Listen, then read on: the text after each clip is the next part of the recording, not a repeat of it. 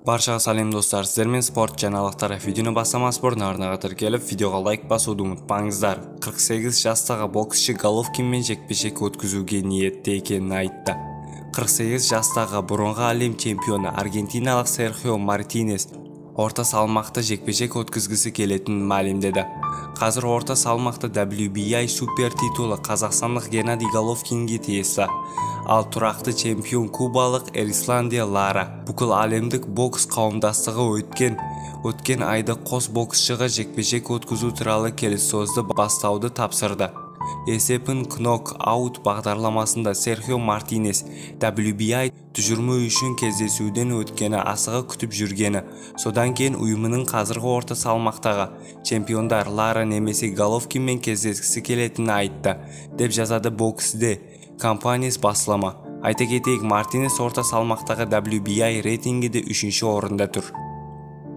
Бір ғана жол бар. Маман Қанат Исламнан не күтетінін айтты. Америкалық Telecoms.com порталының тілшісі Джек Макферри тілшісі берген сұхбатында орта салмақтағы қазақстандық боксшы Қанат Ислам аргентиналық Хавьер Маселге қарсы кездесу туралы ойымен бөлісті.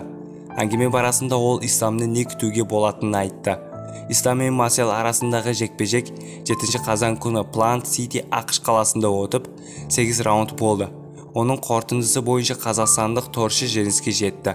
Кездесудің нәтижесі әуе басты белгілі болды.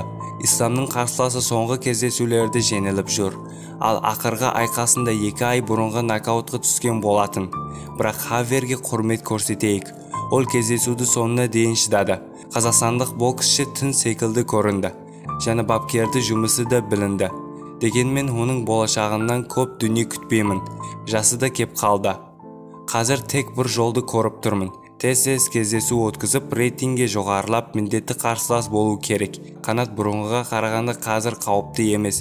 Сол үшін чемпиондар оны қарсылас етіп таңдауы мүмкін, деді Макферри. Еске салайық, Ислам бұл кездесуге Роджер Романың қол астында дайындалған болатын. Сіздермен спорт жаңалықтары болды. Арнаға тіркеліп, видеоға лайк басуды ұмытпаңыздар.